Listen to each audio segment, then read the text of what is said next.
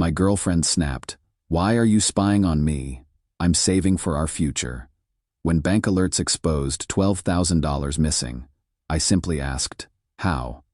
Then matched every charge to her work nights. Hours later, I met the man wearing what I'd paid for. I'm Drew, 30M. Licensed electrician with my own small business in Phoenix. Been with Paige, 27F, for 14 months, and I thought we had a solid financial arrangement until technology decided to show me exactly where our money was actually going. Here's the setup.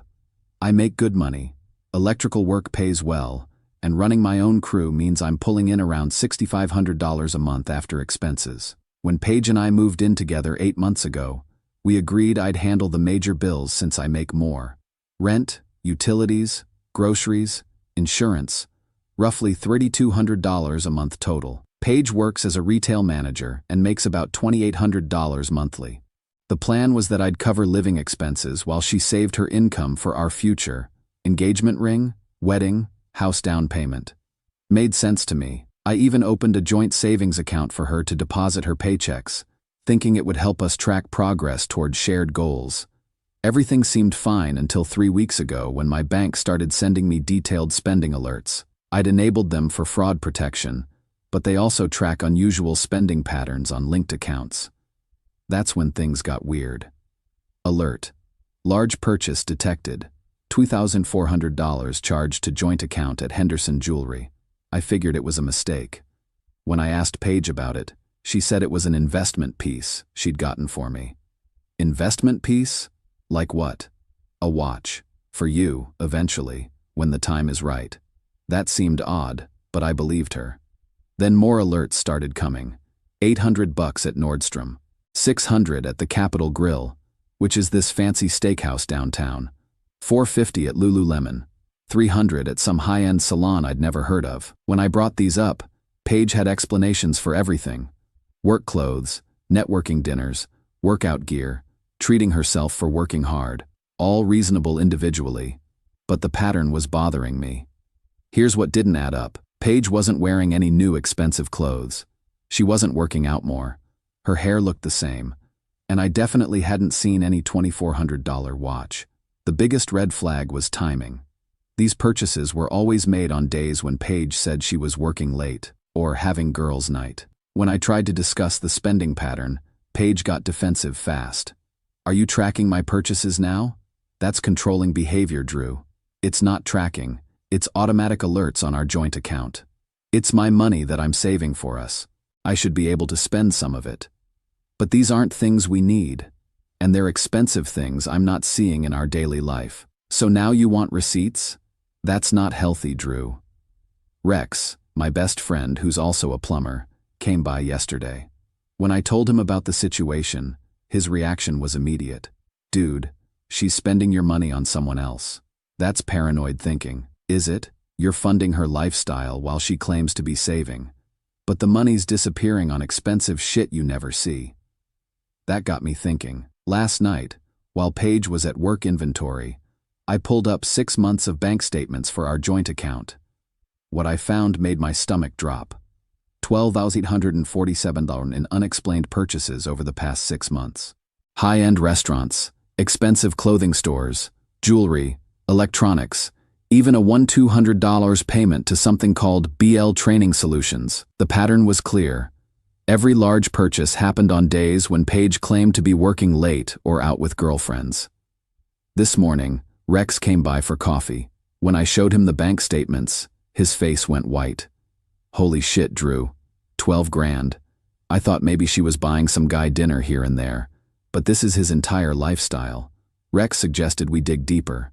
If she's dropping this kind of money on him, there's got to be evidence online. That's when we found Brett Lancaster's Instagram. Personal trainer, 32, lots of lifestyle shots. Recent posts showed him wearing a watch that looked exactly like the one Paige claimed to buy me. Designer clothes that matched the Nordstrom charges. Photos from the Capitol Grill on the exact date our account got charged $600. BL Training Solutions, Brett Lancaster Training Solutions. I've been paying for my girlfriend's other boyfriend's personal training business. For 6 months, I've been working 50-hour weeks to fund Paige's secret relationship, while she told me we were building a future together. Update 1. I've spent the past few days becoming a financial detective, and what I found is so much worse than I initially thought. Rex convinced me to do a thorough audit before confronting Paige. Get all the evidence first, he said, because when you show her what you know, she's going to try to gaslight you into thinking you're crazy. He was right to push for a complete investigation. I printed out every bank statement from the past 6 months and cross-referenced them with social media posts, both Paige's and Brett's. The pattern of deception is unbelievable. Here's what I discovered. Valentine's Day was the first red flag I'd missed completely. $400 charged to Romano's fine dining while Paige told me she was working inventory until midnight. That same night, Brett posted an Instagram story from Romano's. Champagne, roses, the whole romantic setup. Then in March, $800 disappeared at Nordstrom. And a few days later, Brett's posting gym photos wearing a hoodie and joggers that still had tags on them. I could see the damn tags in the background of Paige's Instagram stories. But the big one was March 22nd, $2,400 at Henderson Jewelry. 3 days later, Brett posts a photo of his wrist wearing a Rolex Submariner with some caption about being blessed and grateful for the people who believe in me. That was my money on his wrist, and he was thanking Paige like she was his generous benefactor. April got even worse. $1,200 to BL Training Solutions. And 2 days later, Brett's posting about expanding his business with new equipment. Then May rolls around and $600 vanishes at the Capitol Grill. On the same night, Brett posts, date night at the best steakhouse in Phoenix. Every single, expensive, purchase correlates with Brett's social media posts. I've been funding this guy's entire lifestyle while working 10-hour days and eating PB&J sandwiches for lunch to save money. But the investigation revealed something even more infuriating. Brett's been flaunting the relationship online while I had no idea it existed. His Instagram is full of date night photos, expensive dinners, weekend getaways, gym couple photos, always with the same woman whose face is strategically hidden or cropped out, but you can see enough to know it's Paige. Her hair, her hands, her jewelry. The timeline shows they've been together for at least 8 months, which means she started dating him right after we moved in together. I've been paying rent for the apartment where she brings her other boyfriend. Rex came over yesterday to help me figure out next steps. You could just kick her out and be done with it, he said. But this Brett guy has no idea where this money is coming from. What do you mean? Look at his posts. He thinks she's wealthy. All this expensive shit she's buying him, the fancy dates, the business investment. He thinks she's some rich retail heiress. Rex pulled up Brett's Instagram and showed me a post from last month. Grateful for my girl who believes in my dreams and invests in our future. Some people are just naturally generous and successful. This guy thinks Paige is funding his lifestyle out of her own success. He doesn't know about you, Rex said. He has no idea there's another man paying for everything. So he's not even consciously being an asshole? He's being an asshole by dating someone else's girlfriend. But the financial part? He probably thinks she's loaded. That got me thinking about the confrontation strategy. I could just dump Paige and move on. Or I could expose the whole situation to both of them. Rex suggested the second option. Brett deserves to know he's been living off another man's money, and Paige deserves to face both of you at the same time. So yesterday, I did more investigation. Found out Brett works at Elite Fitness Phoenix downtown. His schedule is posted on the gym's website. He's there every weekday from 2-8 p.m. I also called my dad to get his perspective. Tom went through something similar when I was a kid. My mom was using his money to fund a lifestyle with another guy before she eventually left us both. The hardest part, Dad told me, was realizing I'd been working myself to death to pay for her to betray me. But the best part was learning to protect myself financially. What would you do in my situation?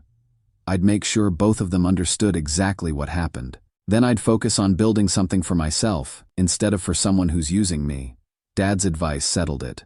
Tomorrow I'm going to Elite Fitness with 6 months of bank statements. Time for Brett to learn where his Rolex money really came from. The crazy thing is, I'm not even angry anymore. I'm weirdly excited to see their reactions when they realize how deep this deception goes. Paige texted this morning. Working late again tonight, babe. Don't wait up. According to our bank account activity, She's about to spend another $400 on dinner with Brett while texting me about working late. Rex is coming with me tomorrow as backup. I want to see this guy's face when he finds out his sugar mama is actually a middle-class retail manager spending her electrician boyfriend's money. Edit. Just checked. Paige charged $350 to Scottsdale Wine Bar 2 hours ago. Brett's Instagram story shows champagne glasses and the exact same view I'm seeing on the receipt. It's going to be very interesting to show Brett exactly where his champagne money came from. Update 2. Yesterday's confrontation was unlike anything I've ever experienced. Both the satisfaction and the devastation exceeded my expectations. Rex and I showed up at Elite Fitness around 6 p.m. Brett was easy to spot. Looked exactly like his Instagram photos, wearing the Rolex I'd unknowingly bought him. I walked up to him while he was between clients and introduced myself. Brett, I'm Drew. I think we need to talk about Paige. His face immediately got defensive. Look, if you're some ex-boyfriend trying to cause drama, I'm not her ex. I'm her current boyfriend, the one who's been paying for your relationship with her. You could see the confusion cross his face. What are you talking about? I pulled out my phone and showed him a photo of our bank statements. See this joint account? Every expensive gift Paige has bought you, every dinner you've been on, every payment to your training business, it's all been my money. Brett stared at the phone screen. That's not. Paige has her own money. She manages a high-end retail store. She manages a Target, makes $2,800 a month, lives with me. I pay all our bills while she's supposed to be saving for our future. I showed him the correlation between charges and his Instagram posts. The Rolex purchase date matched his post exactly. The restaurant charges lined up with his date night stories. This Rolex on your wrist? $2,400 from our joint savings account. That hoodie you're wearing? $180 from Nordstrom, purchased with my money. The $200 your business received in March? That was my paycheck. Brett's face went through about 10 different emotions. Confusion, disbelief, anger, humiliation. She told me she came from money, said she was investing in my business because she believed in my potential. She's been using you to spend my money while lying to both of us. That's when Brett got angry. Not at me, at Paige. So you're telling me I've been unknowingly living off another man's money for 8 months? 8 months? I've been tracking purchases for 6 months. You guys have been together longer than that. We started dating in February, right after she told me she'd gotten out of a bad relationship and was ready for something real. February was when Paige and I moved in together. Brett pulled out his phone and started scrolling through his messages with Paige. She's been telling me you were her controlling ex who wouldn't leave her alone, that she was afraid to completely cut contact because you knew where she worked. My jaw dropped. I've been paying her bills for 14 months. We've been living together for 8 months. I'm not her ex. I'm her current boyfriend who's been funding your entire relationship. The look on Brett's face shifted to something between rage and humiliation. I need to call her. Right now. He called Paige on speaker. She answered cheerfully. Hey babe, what's up? I'm just finishing work. Paige, I'm standing here with Drew. We need to talk. Dead silence on the phone. I can explain. Explain what? That you've been using his money to fund our relationship? That I've been wearing a watch paid for by the guy you live with? Brett, it's not what it sounds like. What does it sound like, Paige?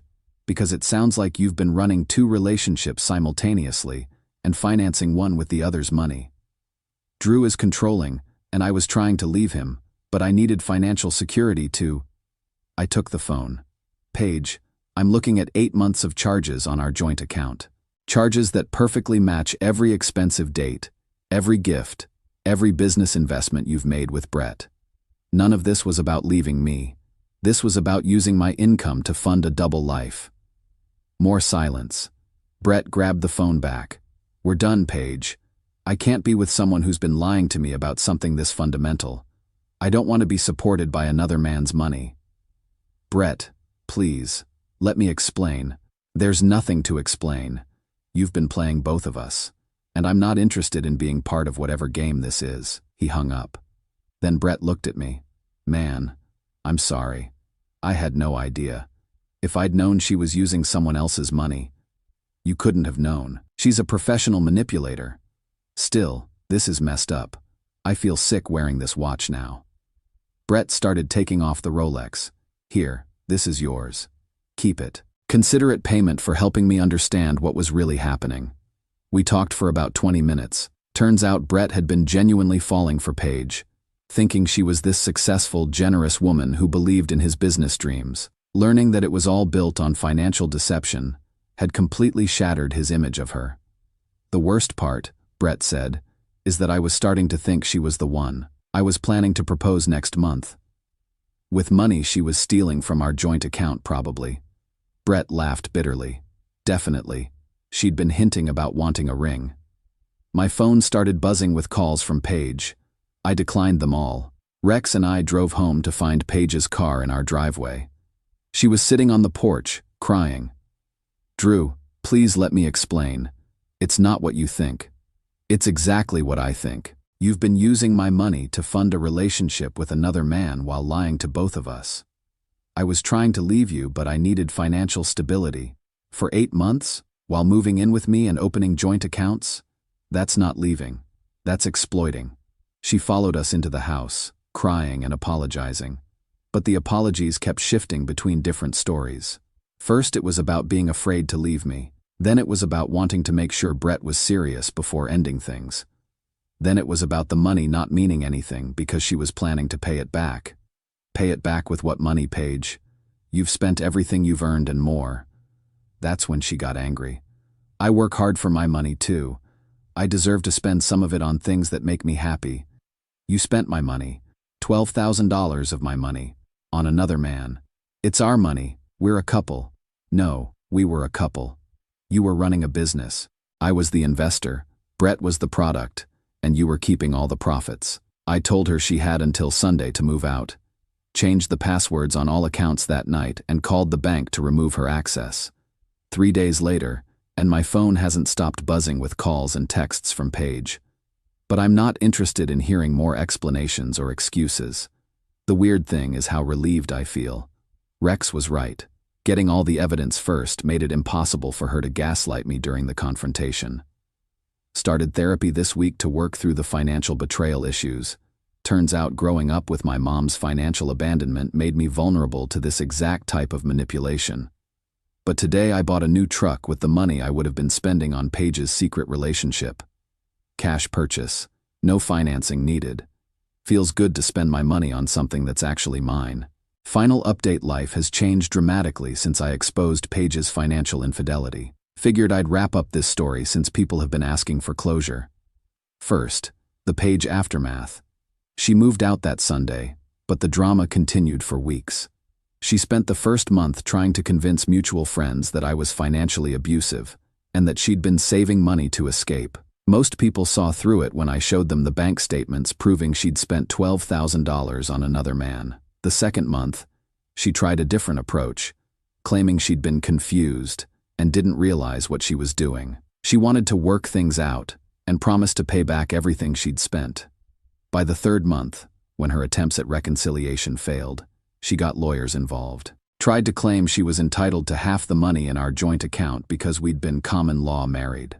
Arizona doesn't recognize common law marriage, and her attorney quickly dropped the case when they saw the evidence of financial fraud. The real wake-up call for Paige came when she had to start paying her own bills. Turns out $2,800 a month doesn't go very far when you're used to living on someone else's $6,500. She moved back in with her parents in Tucson and, according to mutual friends, has been working 2 jobs to make ends meet. Brett reached out to me a few months ago. He'd gotten into therapy to work through the manipulation trauma and wanted to apologize again for unknowingly being part of the deception.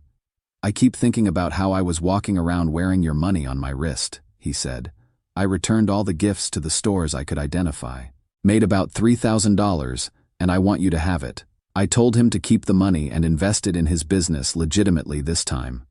You were a victim too, I said. She manipulated both of us. We actually became friends through this whole experience. Brett's business is doing well now. Turns out he's a good trainer when he's not distracted by financial fraud drama. The biggest change has been in my relationship with money. Started working with a financial advisor to understand how my childhood experiences made me vulnerable to this type of exploitation. You were taught that providing equals love, she explained. When someone accepted your financial support, you felt valued and needed. But healthy relationships require mutual contribution, not just one person funding the other's lifestyle. That was a hard lesson to accept. I genuinely enjoyed being able to provide for Paige, felt proud that my hard work could support both of us. But I was confusing being useful with being loved. Started dating again about 4 months ago. The difference is night and day. The women I meet now appreciate my work ethic without trying to exploit it. We split bills, contribute equally, discuss major purchases together.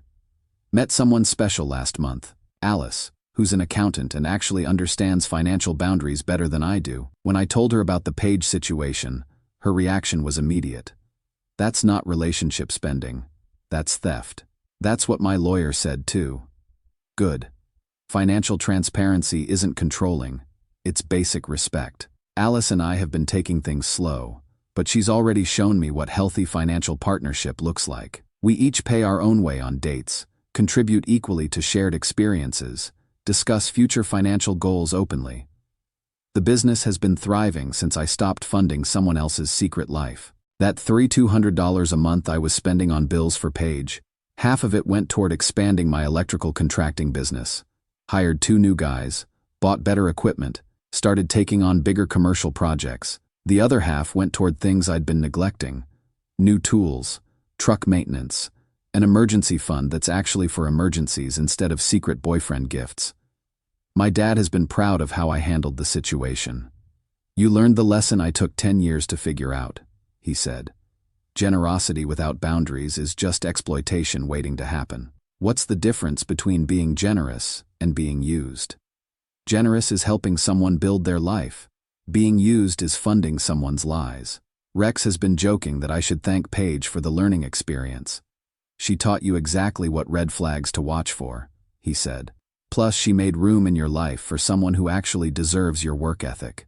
He's not wrong. The financial fraud was devastating, but it also forced me to develop skills I needed. How to investigate suspicious behavior, how to trust evidence over explanations, how to protect myself financially. Paige texted me last week asking if we could meet for coffee to talk about closure. I didn't respond. The closure happened 6 months ago when she moved out of the apartment my money was paying for. According to mutual friends, she's been telling people that our breakup was mutual and that she learned a lot about herself. Whatever story helps her sleep at night. The funniest part is that she tried to connect with me on LinkedIn last month. Her new job title, Financial Services Representative. The irony was too much to ignore.